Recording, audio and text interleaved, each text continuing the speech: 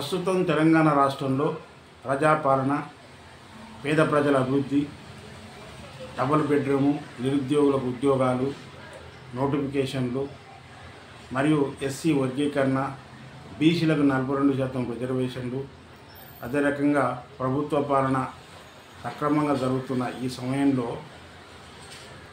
కొన్ని దుష్టశక్తులు బయలుదేరి ప్రజాపాలన అందిస్తున్న కాంగ్రెస్ ప్రభుత్వం పైన ముఖ్యమంత్రిగా ఉండి యువనాయకత్వం వహిస్తూ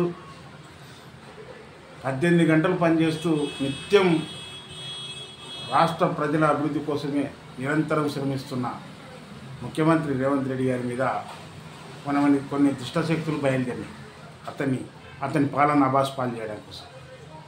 అది ఎవరంటే మొట్టమొదటి తెలంగాణ విఠల్ ఉద్యమం పేరుతో ఆయన తెలంగాణ ఉద్యమమే మా ఇంట్లో పుట్టిందని చెప్పేసి అని పృథ్వీరాజ్ అని ఒక ఆయన, అదే రకంగా మందకృష్ణ మాదిగ బీజేపీ పార్టీకి అనుకున్నాను. ఇంకోటి వీళ్ళందరూ కలిసి వర్గీకరణ సమయంలో, ఎస్సీ వర్గీకరణ రాష్ట్ర ప్రభుత్వం చేస్తున్న సమయంలో వీళ్ళు ప్రభుత్వాన్ని బాగా ఎండగట్టుతూ మాట్లాడింది. 1000 గొంతులు 1,00,000 డబ్బులు అని చెప్పేసి కలిసి తిరిగింది. వర్గీకరణ అయిపోయింది. మళ్ళీ ఇక వీళ్ళ యొక్క వాదన బంద్ అయింది. మళ్ళీ ఇప్పుడు ఈ మధ్యకాలంలో మందకృష్ణ మాదిగ గారేమో రాష్ట్ర ప్రభుత్వ పాలనా విధానం తెలిసి కూడా, రాష్ట్ర ఆర్థిక పరిస్థితి తెలిసి కూడా వికలాంగులు, వృద్ధుల పింఛన్లు అని చెప్పేసి ఆయనలో ఒకవైపు, అదే రకంగా ఈ మధ్యన కొత్తగా మార్వాడి గోబ్యాక్ అని చెప్పేసి అని కొందరు బయలుదేరారు. మార్వాడీలు కానీ ఏ కులకొల్లే కానీ ఇంకెవరే కానీ ఏమైనా అన్యాయాలు, దుర్మార్గాలు, దుష్పరిణామాలు మరియు కల్తీ వ్యవహారాలు, వ్యాపారాలు చేస్తే వాళ్ళ మీద కేసులు పెట్టవచ్చు. కానీ వీళ్ళు ఏంటంటే law and order problem Telangana రాష్ట్రంలో క్రియేట్ చేయాలనేది వీళ్ళ యొక్క ఉద్దేశం. దీంట్లో ప్రధానంగా తెలంగాణ విఠల్, అదే రకంగా పృథ్వీరాజు, మరి కొంతమంది. మొన్న దీనికి ఈ యొక్క మార్వాడి గోబ్యాక్ ఉద్యమానికి మన మందకృష్ణ మాదిగ గారి మద్దతు లేదు. ఆయనను అడగట్లేదు. ఎందుకొరకంటే వీళ్ళు ముగ్గురు కూడా భారతీయ జనతా పార్టీకి, ప్రస్తుతం ప్రతిపక్షంగా ఉన్న బీఆర్ఎస్ పార్టీకి అనుకూలంగా మాట్లాడుతూ వస్తున్న నాయకులు వీళ్ళు. ఎట్లా చెప్తున్నాను ఈ విషయం నేనంటే, ఇప్పుడు నిజంగా మార్వాడి గోబ్యాక్ ఉద్యమానికి మందకృష్ణ మాదిగ ఎందుకు మద్దతు చేయట్లేదు అంటే అది బీజేపీ మార్వాడీసులు సపోర్ట్ చేస్తుంది. అదే రకంగా మీరు ఒకవైపు ఈ ఉద్యమం చేయండి, నేను ఇటువంటి ప్రజా సమస్యలను ముందు పెట్టుకొని ఒకవైపు కాంగ్రెస్ ప్రభుత్వాన్ని అబాస్పాలు, అదే రకంగా రేవంత్ రెడ్డి గారిని నేను తిరుగుతున్నానని ఈయన ఈ ఎపిసోడ్ ప్రస్తుతం తెలంగాణ రాష్ట్రంలో జరుగుతుంది. అయితే నిన్న రీసెంట్గా మళ్ళీ ఈ మధ్యకాలంలో ఒక వాదన వచ్చింది.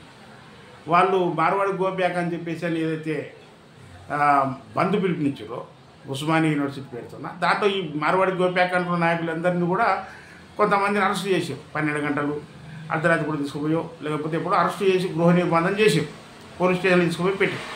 అయితే వీళ్ళని ఏదో తీసుకుపోయి తిహార్ జైల్లో పెట్టినట్టు, లేకపోతే అండమాన్ నికోబార్ దీవులలో పోయి దాచిపెట్టినట్టుగా ముఖ్యమంత్రి రేవంత్ రెడ్డి గారి పైన చాలా అవాకులు చెవాకులు మాట్లాడుతున్నారు.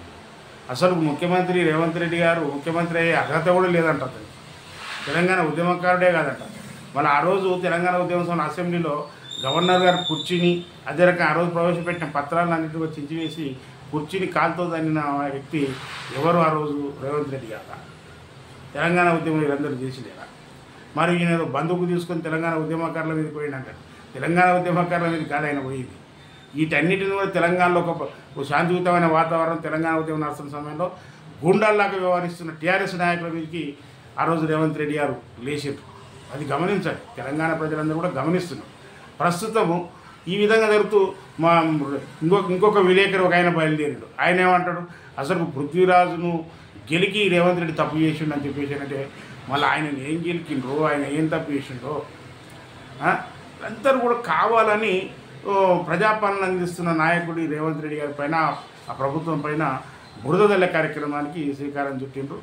ఖచ్చితంగా ప్రజలకు అనుకూలంగా పనిచేస్తున్న ముఖ్యమంత్రి గారి మీద ఇటువంటి కుట్రలు చేస్తున్న వ్యక్తులు ఎవరంటే ఉద్యమాల పేరుతున్న కాంటాక్ట్ ఉద్యమాలు చేస్తున్న నాయకులు వీళ్ళంతా.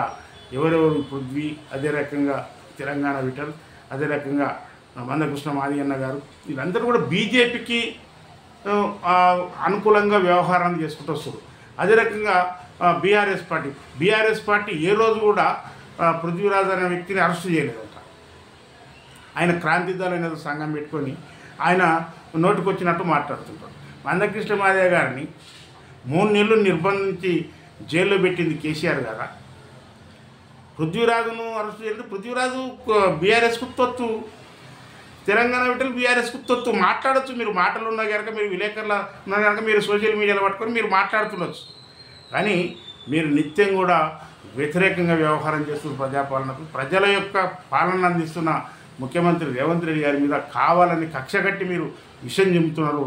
దాంట్లో భాగంగా మీ వ్యవహారం ఈ రకంగా ఉంటే రేపు అసెంబ్లీలో కాళేశ్వరం ప్రాజెక్టు రిపోర్టు మీద చర్చ జరుగుతున్న ఈ సమయంలో యూరియా అని చెప్పేసి అని గందరగోళం సృష్టించడానికి ప్రయత్నం, వాళ్ళు రోడ్ల మీద పడి ధర్నాలు చేయడం. అంటే యూరియాకు కొరతను సృష్టించింది కేంద్ర ప్రభుత్వం.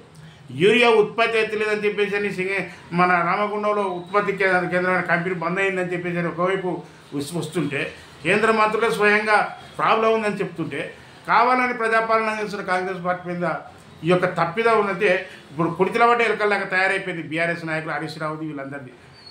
ఎంత గందరగోళంగా ఫీల్ అవుతున్నారు వీళ్ళంటే, ఈ గందరగోళాన్ని అట్ ది సేమ్ టైం ఈ యొక్క కాంటాక్ట్ ఉద్యమం చేస్తున్న ఈ ఉద్యమకాలను ముందు పెట్టుకొని ఒక ప్రజాపాలనను అభాస్పాలు చేయాలని చెప్పేసి ప్రయత్నం చేస్తారని చెప్పేసి స్పష్టంగా కనపడుతుంది. కనుక ప్రజలారా, ఈ దుష్ట దుర్మార్గులను తరిమి కొట్టే సమయానికి వేచి చూడండి. ఖచ్చితంగా ఈ ప్రజల్ని ప్రజాపాలన అందిస్తున్న ప్రభుత్వాన్ని కాపాడుకోవాలి, ముఖ్యమంత్రి రేవంత్ రెడ్డి గారిని కాపాడుకోవాలని చెప్పేసి ఈ యొక్క దుష్ట శక్తులు ఎవరైతే మాట్లాడుతారో వాళ్ళకు తగిన బుద్ధి చెప్పాలని చెప్పేసి విజ్ఞప్తి చేస్తున్నా.